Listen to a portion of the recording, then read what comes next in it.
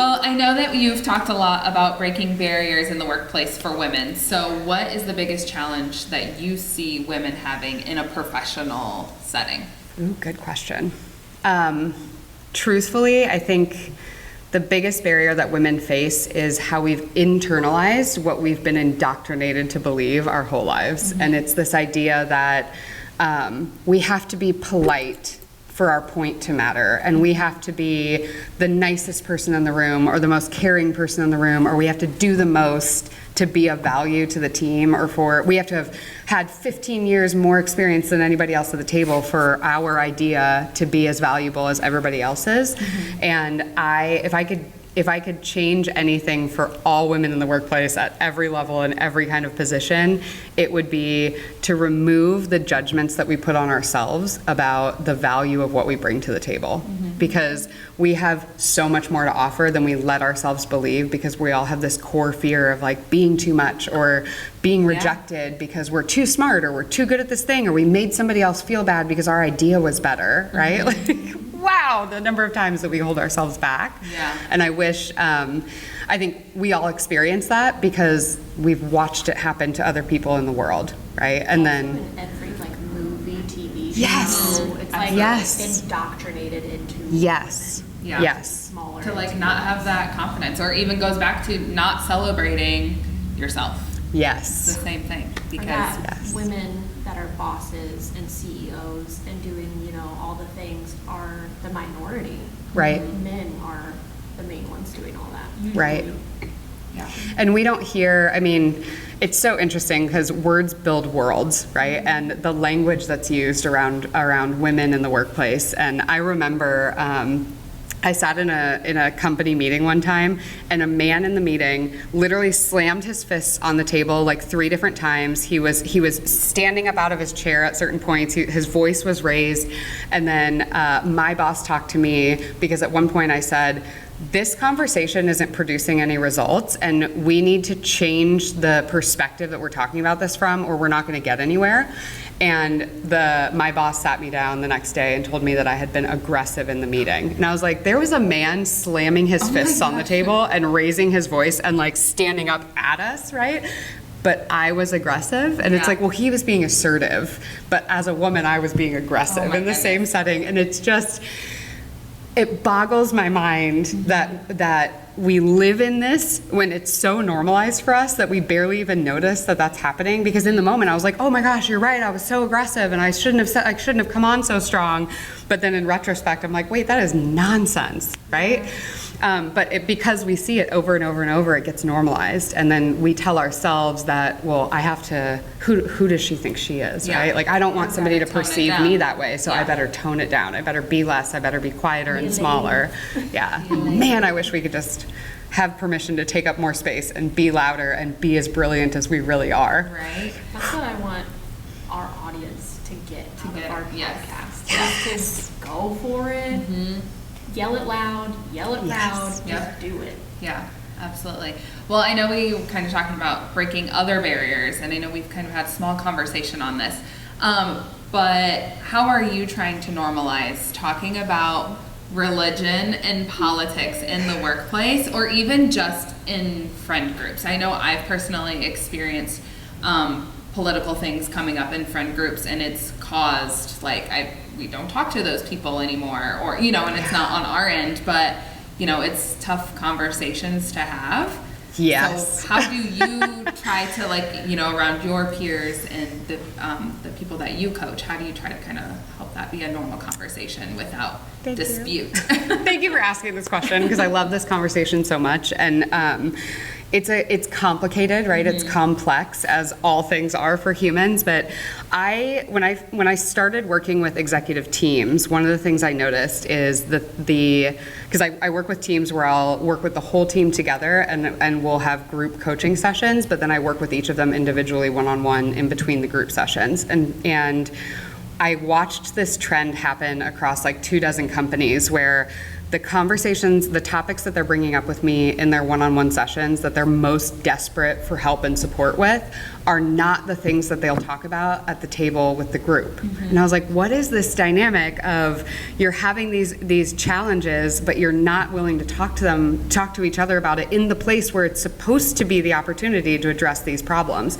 And almost always the truth was, it was a topic that made them feel vulnerable. And it's the vulnerability isn't like, I'm going to share my deepest, darkest secret with you. It's, I am a person of faith, and I'm afraid that if I speak about my faith, you'll reject me for this part of my identity that's core to who I am, right? And it's, all of this is happening, of course, in our subconscious. We're not aware of it. We're not thinking like, oh, if I say, well, I believe that our team will be okay if we make the right choices because that's what I believe about how the world works, then people are going to judge me for that. We're not consciously thinking that. It's happening in the invisible part of our existence. But then we don't bring the topics that are most closely held to our hearts into our groups. And then we don't get the opportunity to connect with other people, and we don't get the opportunity to understand. And I really believe, like, if you've ever seen the human hierarchy of needs, belonging is a very core need. It's just as important as having shelter over your head and food for your stomach, right? But we don't get to have belonging when we can't communicate about our core identity. And our core identity includes, what do we believe about higher power? And what do we believe about abundance in the world? And what do we believe about how political systems should support people who are us and who aren't us, right? So who look like us and who sound like us and who don't look like or sound like us. And I really, really strongly believe that a lot of the connection we're looking for is religion is the core of every world religion is about connection and community.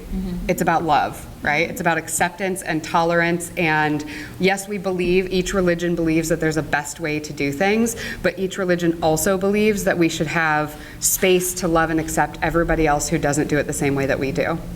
And yet religion is one of the easiest ways for us to see a friend group get split in half or to have a fight in a workplace, right? And so I'm on a mission to help people learn to have conversations where we are there to understand each other more deeply instead of to be right and prove our own perspective, which is counterintuitive to how our humanness works, because we want to defend what we believe, because we want to defend our identity, because we don't want to be rejected. Like judged. It all comes down to that. And I know for me personally, I have been really, really lucky to have some friends who we have actual verbal agreements in our friendship of like, okay, we're going to talk about God. And when we talk about God, we are going to stop ourselves when we start to feel defensive and we want to be right, because our purpose in this conversation is to understand each other better, because I want to learn about your relationship with God and how you talk to Jesus and how you talk to this other person whose name I don't even understand because your religion is so different than mine, right? And I want to understand what that does for you in your world, because that tells me about who you are and what your heart is like. And if I know that, even if I don't agree with you, I have more compassion and empathy and understanding for you and more respect for how you show up in the world. And I want to feel that way about all humans. And so I've been working on intentionally creating spaces like that in my world. I have a women's circle where we do that on purpose. And I come to the table and kind of say, I'll take responsibility for keeping this space safe. And your job is to bring your most honest self to the table and talk from a place of truth within you. And people are like, okay, I don't get to do this very many places. And so they say yes to that. But I would love for every workplace to get to a point where we have the communication skills and the level of personal responsibility that we can say, I believe this thing and you believe something different, and here's where those overlap, and here's where they're complementary but different, and here's the part where we don't necessarily agree, but that doesn't get in the way of us having a relationship and respect and care for each other. And the world would be a better place if everyone had that mentality. Something at the core of every religion, like you said, is love, and whatever God you are praying to, the most important thing is your heart posture. I mean, for me, I'm a Christian, I believe in Jesus, and it says over and over again in the Bible that he cares about what your heart looks like. Yes. Not that you fasted yesterday, or that you read your Bible yesterday, that you went to church on Sunday, but what is in your heart. I have goosebumps. That's so real. So that's what And it's so pure. right? It is. And there's not space when you talk to me about your heart and your experience of your God and your experience of your connection to Jesus. There's no room for me to argue with that and tell you you're wrong because it's yours, It's her right? experience or what she lives every day. Yeah. You can't tell somebody that that's wrong. And like, I have a very deeply rooted faith practice, and when I talk about my connection to the divine, like it always fascinates me that people are like, I have curiosity about that, not judgment for it, right? And I'm like, I use different words for it in different spaces because I try to use words that resonate with the people I'm talking to. But at the end of the day, they're like, I also feel that connection to my God in my body and in my spaces, and when I pray and when I, and I wish that we had easier words to be able to celebrate that and connect to that and say, your heart has a beautiful posture the way you're showing up in the world today. And I love that. Thank you for being you, right? Yeah. I want that. Beautiful. Absolutely beautiful. All right, so if you had one piece of advice you could tell every entrepreneur, what would it be? Oh man, it would be, actually it's twofold. One, you are always the highest and best authority on yourself. Nobody else is ever gonna know the best solution for you besides you. Like, ask other people for their input, but trust your own freaking intuition because you already have everything you need inside of you to be as successful as you wanna be, is one.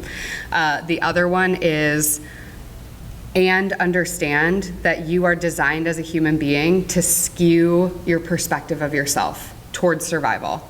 So you're always gonna have a skewed perspective of you, and you're probably gonna skew, most likely you're gonna skew in the direction of seeing yourself as lesser than you actually are. So get somebody outside of you. If you don't have a good friend who you trust to do this, get a coach, get a therapist, like get somebody outside of you, get a spiritual advisor, right? Get somebody outside of you who's gonna lovingly hold up a mirror and say, I know that you think that the most important thing right now is the next thing you're gonna build, but have we stopped to celebrate how incredible it is that you are here, right? Like somebody that can see your blind spots and can see the greatness in you that you're afraid to see because it's a survival mechanism, right, to avoid it. That is so key. So one, you are always the highest and best authority on you. Like you can trust your own intuition over everybody else's process and framework and whatever. And two, get somebody outside of you who helps you see your blind spots so that you can see your whole self clearly. Ooh, yeah. Good. I know. That's good advice. I found somebody if you need one. Okay, so along with all your coaching, you also participate in conferences, and I know you've been a speaker at some that we've had recently. So if someone else is interested in speaking engagements, like they want to share with the world what they've experienced, what is your best advice on getting something like that, being able to speak at a conference? My best advice is the most common sense thing that we all forget is tell people that you want to speak. Yeah. Right? Like tell people that you have a message to share and be courageous enough to tell them what it is. Right? For the first couple of years I had my business, I was really hesitant about this, and I would do these super overly produced, overly edited speaker applications. And what's actually worked a lot more successfully for me to get speaking gigs is to have conversations with individuals and talk about things that I'm really passionate about, and then be like, by the way, I love talking about this. If there's ever an opportunity to share it with an audience that you know of, will you let me know because I want to apply for it? Yeah. And things have started to come to me. I mean, you guys invited me to come talk about this podcast because of conversations that we had, right? And I thought, even having had a long, almost 2-decade career in marketing, I thought that people who got speaking gigs were people who were really polished and who said things the right way in the right amount of time. But the reality is the speakers that we remember the most and the people who we are most excited to go listen to are the people who have a relatable message. Yeah. And so your realness and your imperfections and your lack of polish on a stage can actually be your most valuable assets as a speaker. So don't wait to get really, really good at it to put yourself out there. Well, because your audience is there because they're wanting to learn, they're wanting to feel influenced, but they want to learn and feel influenced by real people. Exactly. Not somebody, who what they're doing is impossible to obtain. Right. You know, like they want that realness and the rawness of Yes. people that they can connect with, so they can be like, they're just like me, and if they're doing it, maybe then Exactly. I can too. Exactly. Do you struggle with fear of public speaking at all, or have you ever? I do, because I'm a human, so it's always scary to know you're walking into a room and there's going to be 100 eyes on you, Yeah. like listening to every word that you say.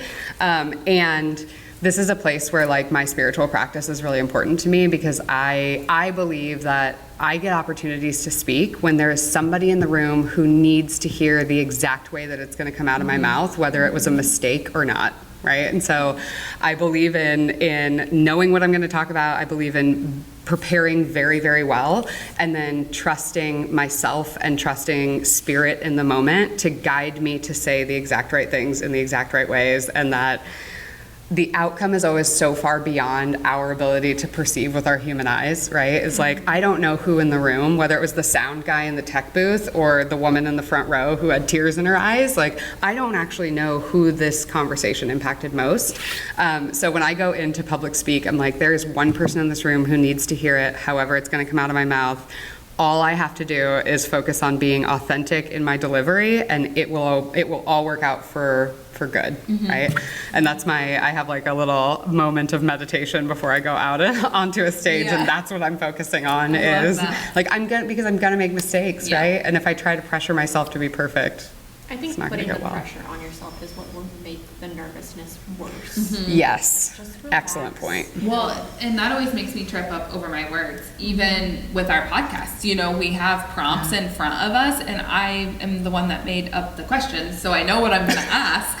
But when I feel like I need to read off the card to get Yeah. it exactly how I wrote it, and then I stumble over my words. And Yeah. it's like, if I would just trust, you know, what the questions were that I wrote from the beginning, and Yep. they don't have to come out exactly as I typed them, Yep. it would probably flow sometimes Flow is a little flow. better. Yep. My personal belief is when I'm aligned, like when I get my insecurities out of the way and I really like align with what my core values are and my belief system is, what needs to flow through me will flow through me, right? So it's like I got to get myself out of the way, my insecurities Yeah. out of the way, and just let myself be a conduit, and then good things are going to come, even if they're not the things that I thought they were, even if it's not the 4 words in the Right. order that I thought I was supposed to say them. How it comes out is going to be okay. Yeah. Agreed. So I love podcasts. I've listened to them for years. Shelby here did not listen to a single one until we started. I still off. haven't found one, even the ones that guys are you so funny. suggested. Okay, guys. Kids are back in school. I'm Gotta gonna find one. It's your assignment. The treadmill and the podcast are gonna be my new best friends this year, I promise. Love that. So, was there a podcast or a book of some sort that you really resonated with when you started your journey, or maybe now? Oh man, so many. I'm a learning junkie. Like I love new information. I actually have to force myself to. I'm in this season of my life, I'm focusing on creating more than I consume, and that's like my theme of every week is okay, stop listening to books and podcasts. It's time to actually create your own stuff. But some that have been really, really influential for me is I think every human being on the planet needs to read or listen to Rachel Rogers' We Should All Be Millionaires. I think it's a phenomenal book on mindset about money and understanding, especially for women or the person in a partnership who is carrying more of the invisible labor that we hold, and just understanding the idea of the exchange of value and money. So that's a really, really good one. And she has a book about that. She also has a podcast by the same name, We Should All Be Millionaires. And then I'm a huge fan of the idea of regenerative business, that even in our capitalism society, which we know is built on kind of an extractive model, there is a way for us to show up in business and a way for us to run business that actually generates more love and generates more abundance and is good for the whole versus just the one. And that concept's called regenerative business. And there's a woman, Samantha Garcia, who has a great podcast and a book by the same name about how to build a business in that way. Which I'm neurodivergent and she's neurodivergent, so I really like how she presents it because it's very short, little, to the point snippets, and Yeah, everything see, is really that's me. applicable. That's what I need. Yeah. Because I always am like, I don't have time Yeah. for like anything.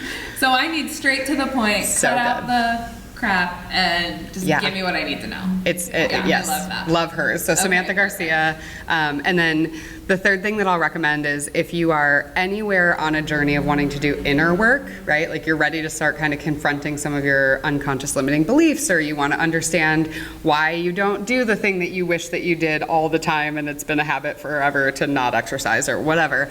There's a psychologist named Dr. LaPera, Dr. Nicole LaPera, who has a book called How to Do the Work. And if you're not ready, if you don't have the finances to invest in a therapist or a coach outside of you, I think her book is one of the formats that makes it really accessible to start doing some of this work on your own, is to start understanding like, what are some of my unconscious limiting beliefs? Like the idea that if I go talk about my accomplishments, it'll be considered boasting, and then people will reject me because I'm arrogant or whatever. Like that's one of mine. Taking one of yours and making it one of mine. But her book is written in a way where you can start to do some of that work on your own. And then I think we all hit a ceiling where we need somebody else to help us, but I really like her book of How to Do the Work. It's a great place to start. To look those up. I know. Yeah, we'll put those in the captions too, so that way everyone can go find those. Well, Very good. I don't know about you guys, but I literally had like goosebumps the entire time we That talked. was like probably one of my favorite Yeah, podcasts. this has been a great episode, and we appreciate you taking the time and spending it with us, and hopefully giving our listeners some valuable information too. Thank you so much for having me. And I love that you're doing this. And if you guys haven't met these people in person, spend time with them, find them in the world, and Yes. listen to every episode that they have, because they're all phenomenal and you're going to learn something great. Thank you for having me. Well, thank you so much for being here. You guys have a great Monday and a good week. Have a good one.